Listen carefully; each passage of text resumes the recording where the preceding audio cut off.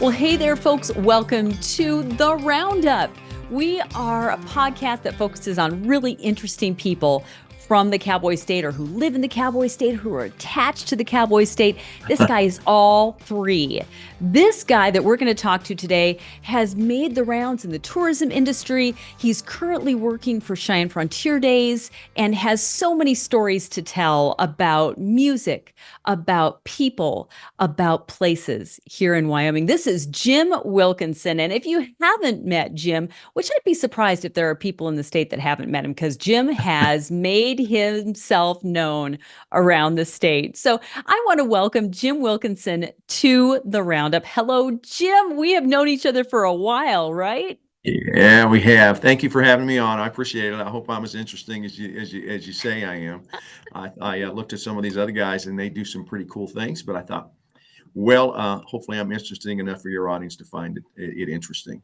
You know, for me, Jim, you've touched so many people in your journey around the state, whether it's in the tourism industry, whether it's in advertising, whether it's in music, because you're a Mhm. musician as well, and you make your way around the state playing music, and you've got a radio background. So I want to kind of dive into this. But first, there's not a whole lot of people that we talk to, Jim, who started out life in Rock Springs, Wyoming, but that's where you are from.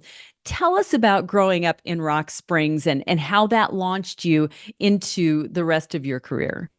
Yeah, my mom and dad, they got there like in the 1940s and stuff. So they were true Rock Springs family on the Bitter Creek there.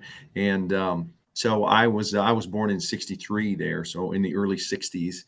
And I lived there, my whole life. And I graduated from Rock Springs High School in 1981. But I was really proud to be from Rock Springs. It was a hardworking community. It was a really kind of a small town when I was born there. And I've always said, Rock Springs, when you tell people you're from Rock Springs or you're from Gillette, the first thing they say is, I'm sorry. It's like, don't be sorry. Don't be sorry, because the view looking from the inside out is a lot better than the view from the outside looking in, and I'm very proud to be from Rock Springs, Wyoming, in Sweetwater County. I love it there. And so I love growing up in Rock Springs. And then after that, I went to University of Wyoming, and then life started to happen. And life started to happen. And you embarked on a career. Did you start out in radio, Jim? I delved in radio a little bit when I was in high school, a little bit, but actually I was in theater, and it's kind of a weird background, but I was a theater major in the University of Wyoming. I got a scholarship at the University of Wyoming, and I studied theater, and I loved acting and singing and things That like that, explains a lot about you. And that really does. Yes, coming from a fellow theater major, that explains a lot. There you go. In speech and debate, and I think, if you can teach kids to communicate, they can do anything. I mean, they can do. It's just important. At one time or another, you're going to get asked to get up in front of an audience, and you're going to have to give a speech, or you're going to have to give your thoughts, or something like that. And if you can communicate, man, there's a lot of things you can do with your life. So I really love my background in theater and speech and debate and all that stuff that kind of formed and molded me what I became in the future. So you did speech and debate. You did the University of Wyoming, proud UW Cowboy. Very Yeah, good. yeah. And then, but it took you away from Wyoming for a time. And tell us about that. Yeah, see, I had this bad attitude that I wanted to be a performer. That's all I've ever wanted to be, as a performer. So I was in theater, and it just wasn't enough for me. It just wasn't enough that, I was in plays, and I always thought I deserved the lead, and I didn't always get the lead. And so I wanted to perform every day. So that's when I kind of left, and I was performing in bands, when I was in high school and things like that. And then I got to college and I was performing in bands. So I thought maybe it's the music thing that I really need to be doing. And so that's when, I told my mom and dad that, I'd like to go on the road with a band called The Innocents from San Francisco, California. And much to their chagrin, they're like, "Really, that's what you want to do?" It's like, "Yeah, this college things is great, but it's just not what I want to do." So I got to go on the road in the Innocents, and we traveled, throughout the country, and did a lot around Wyoming in the early 80s, around 80, 85, 86. We played in Cody back in the day, at the Holiday Inn. We played in Riverton, we played in places like that, Gillette up at the Camplex and things like that, so that's where I learned. I can truly say I learned more on the road as a musician than I ever learned in college. It was just really life-changing experiences. That happens. That happens so Mhm. often as our education happens after we get out of college. So Yeah. you were able to follow your dream of being in a band and do Yeah. those things. We'll come back to the music. But you found yourself in Kansas at one point. Yeah, so then after I got off the road, I wasn't making a whole bunch of money, so I went back home to Rock Springs, of course, and then I worked for Kiss It FM, and I got kind of my feet on the ground in the radio, and then from there I worked in Logan, Utah. I worked in Salt Lake City for a little bit. I worked in Laramie at KRQU, and then so it was the late '80s by then, and I accepted a job in Wichita, Kansas at a rock station. It was 96.3 KRZZ, and I was Jim Wilson back then. I took on the name. That's where I became Jim Wilson, and they changed my name. And so I was doing nights, and every single night there was a tornado. And one particular night, the windows kind of blew out of the radio station, and we were huddled in this little closet, and they said, "Well, just do what we were taught in grade school. It's a tornado." And I said, I grew up in Wyoming, and we didn't have a lot of tornadoes there.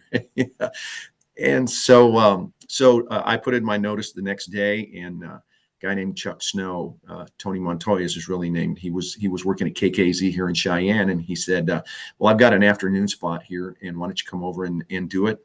He offered me $1,000 a month. That's all he had, and I said, "I'll be there in 2 weeks." And so right before Cheyenne Frontier Days, I show up in a truck and long hair and a radio station that was kind of out in the country, and it wasn't much of anything coming from a major market in Wichita. And I thought, what have I done? And so my goal was just to stay just a few weeks to a year, and then move on to Fort Collins and Denver. And I had my sights set on a major market, but it just didn't work out that way. Here I am, still here. Here you are. You're still here, and that's great. Now, Jim, you got out of radio and you made your way into the tourism industry, which is where I think you have met so many people across the state. Tell us Mhm. about your travels marketing Wyoming, because that's what you did. You marketed Yeah. Wyoming. Yeah, I did, and that kind of relates to radio too, and I think everybody around the state may know a guy. His name is Chuck Kuhn. And on the radio, his name was Curtis Scott, and we met on the radio. Well, that he had been in radio in Cheyenne for a long time, and then he delved into the tourism industry, and then he started working for the state.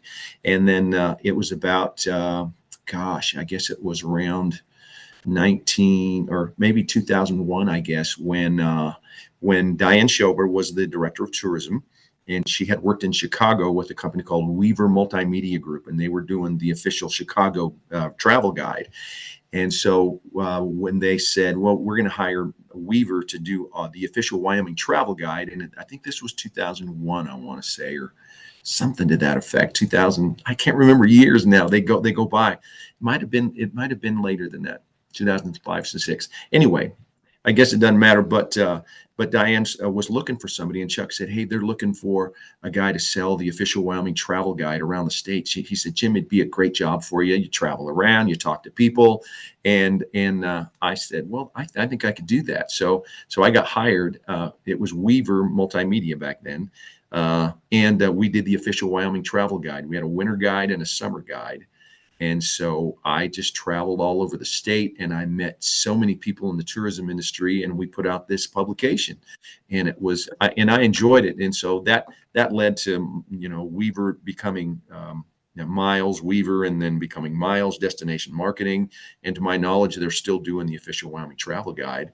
But I got to meet people like Claudia Wade and Rick Honinghausen up in your neck of the woods, and Jim Waldrop's of the world, and of course my roots back in Rock Springs and in every corner of the state. And I was a pretty good ambassador of Wyoming because I loved it.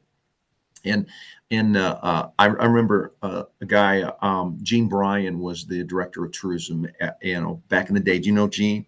He's a very, love very Gene. special man. Yes. And he always said that if you can just talk to people, when they come to town, they may stay another night. All they're looking for is a little advice.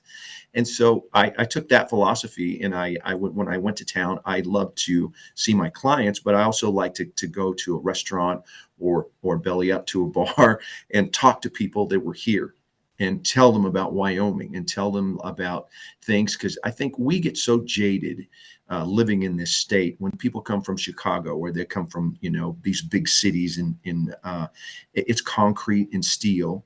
But if we can show them about places like Rock Springs and places like a natural bridge up in Converse County, just these little things that we take for granted every single day, that they go, this is an incredible state. And I go, you're so right. Just it's just the little things that matter. We have huge things like Yellowstone National Park and Cheyenne Frontier Days, but there's also some little nooks and crannies of this state that I love to tell people about, so they can go see it and see it for themselves. And then hopefully what that does is once you get bit by that Wyoming bug, then your family's going to come back here for generations and generations. And that's the way we've built this thing called Wyoming tourism. I think one tourist at a time. I love that, one tourist at a time. It's so true. It's so true. We get people that come back to us year after year after year. And it's a very exciting thing when you can make old friends, right? Oh yeah. Yes. Yeah. Oh yeah, absolutely. Yeah. And I've made so many great friends. Yes, you have. I've made great friends in the industry, of course, and it's like a big family. I remember we used to start when I first started. I had a little band, and we would play at the tourism conference. Well, these people, they didn't stop talking because they love each other. And I told Diane one time, is that these people, all they want to do is just talk. All they want to do is hang out, and they want to talk, and it's just a big love fest. It's a big family in tourism. So, and they're incredible people, because they're some of the frontline people that greet our visitors every year after year. They just love what they do, and everybody's just one big huge family in the Wyoming tourism family. It's cool. It is cool. And you've taken all of those connections that you made while working for Miles. You've taken that now, and you've got a role at Cheyenne Frontier Days. And tell us now about the inner workings. We want to hear the inner workings of Cheyenne Frontier Days, what it takes to put it on, and what it is that makes Cheyenne Frontier Days, even though it's down there in Cheyenne, what makes it a draw for the entire state? Why do people from up here in Northwest Wyoming make sure that they're making a beeline to CFD every year? I think it's just because there's just nothing else like it. There's a lot of rodeos out there, but a Cheyenne Frontier Days rodeo is different in so many aspects. And one is that there's so many rodeos out there that are subsidized by maybe a city like in Houston, or a whiskey in Pendleton. But Wyoming, Cheyenne Frontier Days was built on the back of our volunteers. And what we do is we take the revenue that we make year after year, and we put it right back into what we do and make our park bigger and better. And our rodeo is truly ran by volunteers. We were the rodeo that gave just a volunteer a high level position to control a rodeo that's called the Daddy of them all. This is the largest outdoor rodeo and Western celebration in the world. And when people come and see it, and they see the cowboy hats, and they see how we respect our military, it's very touching. And the company, Cowboy State Daily, and Jimmy Orr, he worked for Pace-O-Matic before he got here, and Pace-O-Matic is our biggest sponsors. And here's a great example. These guys are from Atlanta, Georgia, and they've been coming here for 4 years now. They bring in a ton of people every year. But Michael Pace, the owner of the company, and his staff, they came the first time, and they said, we've never seen anything like this. they had a quote. He said, "We got off the plane in Atlanta, Georgia, and we landed in America." and what a great quote, and what a great tribute to Cheyenne Frontier Days in the city of Cheyenne and the state of Wyoming, because we respect our military. We're hardworking, salt of the earth people who all we wanted to do is make those guys happy, and they thought this is America. This is America. This is the America that they wanted to live in. And so that's what Cheyenne Frontier Days is, I think, and all the volunteerism. This thing was created, 128 years ago as a way to pull people from Colorado to make money. And it's still going on. It's still the volunteers are still excited about what they do. And the rodeo's better than ever. I'll put our rodeo up against any rodeo in the world. It's Wild West. It's outdoor. It's rain or shine, and nobody minds. We have night shows this year. We're going to have some rainstorms here in Cheyenne. My sponsors sometimes have to stand out in that mud and watch a concert, and you know what? They're just happy to be there. And it's just something. Cheyenne Frontier Days is unlike anything in the world, and our sponsors, especially the ones from out of town, they tell us that every year, and that just gives you a little more to do it better and bigger and better every year. Yes, it does. And so that's your job, is you take care of these sponsors. That's the hat that you wear, I guess, during Cheyenne Frontier Days. But it's a big job, but it's got to be a lot of fun for you, because you're here showing off your home state to these people. Oh yeah, it's great. I do have a pretty good job. I think there's only 18 full-time employees at Cheyenne Frontier Days. So we're very lean, and we do a lot of different things. But my job is, when I first got here, this was a mere like 6 years ago. I've been working at CFD for about 6 years, and I worked with Carrie Balkin. Carrie Balkin was here for 38 years, and she just retired last February. She was my work wife. I was her work husband. Everybody's got one of those, right? And I worked side by side with her for 6 years, and then she retired. But in that time that I was able to work with her, we went from prospecting for Cheyenne Frontier Days sponsors, and then we built this nice building here. And I think you've been here, the event center, the Cheyenne Frontier Days event center. And when we built this, we were able to really offer our sponsors a VIP experience, a world-class experience. And so since that time, and this was, we built it right before the pandemic, and then right after the pandemic, our years. It was the 125th anniversary of Frontier Days in 2021.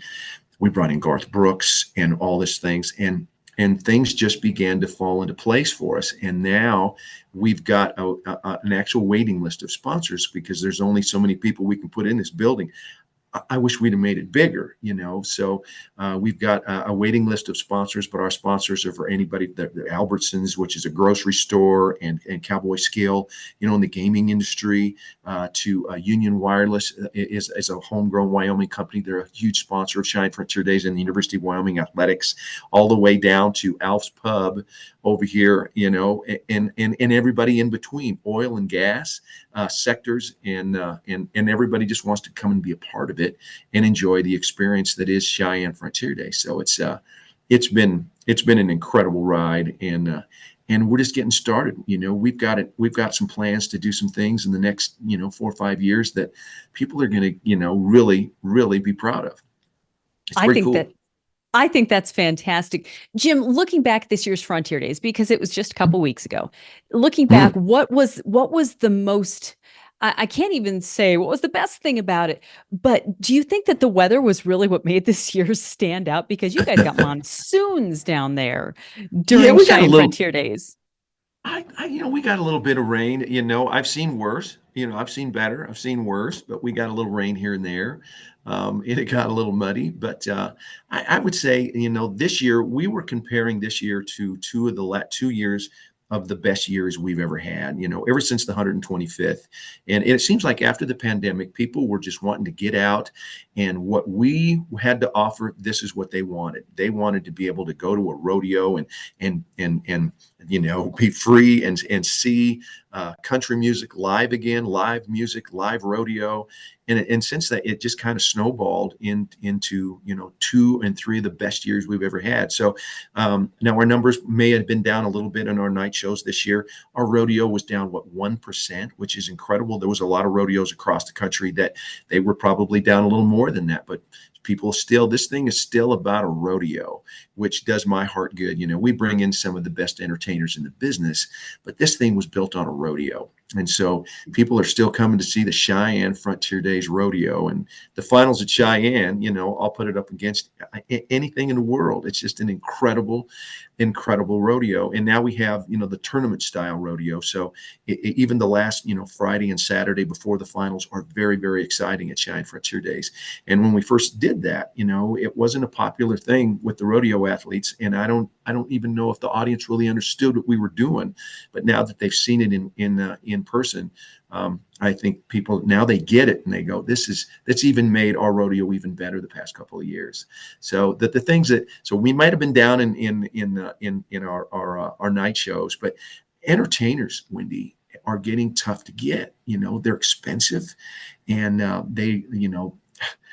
Live Nation has made it so venues like Cheyenne Frontier Days, we want to crack at these guys. We want to crack at the A-listers and stuff, but they're signing these big, huge stadiums, and they're not taking a second look at places like Cheyenne. And I hope that changes. Now there are people that just love to play here, like a Cody Johnson, who's a rodeo cowboy. And I think he'd come here every year if he could, but he loves places like this. And those are the kind of entertainers that we love to bring in, the people who really get what this thing's all about, and bring in the people that appreciate it the most, so it's getting tougher though, I will say. I can't tell you the number of people from up here that went down for the Ludacris concert. I mean, Yeah. the Ludacris concert was all anybody was buzzing about in the people that I knew. But you bring in people like that, even the people who are, and the entertainers who are not rodeo, who are not country, and they draw huge crowds. They get a nice crowd, and we brought in MGK on a Wednesday, a Machine Gun Kelly, and then we brought in Ludacris and T-Pain, and some of the old guard, they kind of criticize us for it. It's like, well, this is a Western celebration, and we get that, we understand that, and we have pancake breakfast, and we still really pay attention to the tradition of Cheyenne Frontier Days. However, we have got to get a different demographic and a psychographic of people to enjoy our rodeo, so that we can build new fans, and we're going to be around for the next 128 years. And so we've seen all kinds of different people that would never be here. They don't wear cowboy hats, they don't wear boots. They just came down here to see Ludacris concert. That's generational, or an MGK concert, or Post Malone years ago when we first brought in Post Malone. I mean, we still say that people still tell us that's one of the most incredible shows that we've ever had here at Cheyenne Frontier Days. And it just brought a different audience. And it's our belief that those people will come back and see a rodeo, or spend a couple days and see one of our shows that may not be of the country genre. And maybe there's country artists now that are crossover acts, and so they're playing music that these guys can enjoy, and hopefully that's just gonna start another generation of the CFD fan that's going to come here year after year and enjoy it. Well, I think it worked. Yeah. Just from the buzz that was happening up here. So that's great. I want to shift gears here because we're almost out of time, but I want to shift gears here, talking about entertainers. Jim, you got a side hustle going on, and in your if you are Facebook friends with Jim, folks, you see, where's Jim playing next? Jim is his own musician. He's self-contained. He's a one-man show. But Jim, you're playing all the time. Tell us about your music outlet that you have created for yourself. Oh yeah, I'm loving it right now, honestly. I played in a lot of bands and things, and I was always the guy in the band that had the sound system, and I had to make sure everybody had the right mix, and they were happy with their sound and stuff. And it was fun, and I had a lot of fun, and I got to open up for some really great entertainers throughout the years. But then it was right before the pandemic, I think. Well, yeah, it's been like 7 years, about the same time I came to Cheyenne Frontier Days. I just wanted to do a solo act, and just so I was a bass player by nature. I played bass for a long time, and I kind of delved in the guitar. So I got a high end guitar, and I started practicing, and 30 songs, and then led to 40 songs, and then 100 songs, and then I started booking these one man bands, these solo shows at these breweries around here. And now I play on a regular basis. If I don't play at least on Friday or Saturday, a lot of times I'm playing Friday and Saturday. I kind of feel a little left out. And there's some cool places to play around here. We've got a lot of the Blacktooth breweries are up all in Wyoming now, and Westby Edge and Sanford's Grub and Pub over here, Alf's Pub, and these places that I play, Blue Raven, and they're perfect for one-man shows. You come in and you entertain, and what I like to do is my act is it's kind of a George Strait, Chris Ledoux type of a thing. A lot of Wyoming ties to it. Older country music. I do some of the newer country music that's a little more like the Kenny Chesney and the Jimmy Buffett. I love the vibe of Old Dominion and things like that. It's just happy type of music. Country music, it's not all full of roses. I get it, but I think that my show is something that you could come and see and hopefully forget about your problems for a while, hang out, drink a couple beers, and talk about your friends. I don't want it to be real loud, so you can talk, and that's the kind of vibe I like to project at my shows. And it's I have a website. It's JimWilkinsonGuitar.com.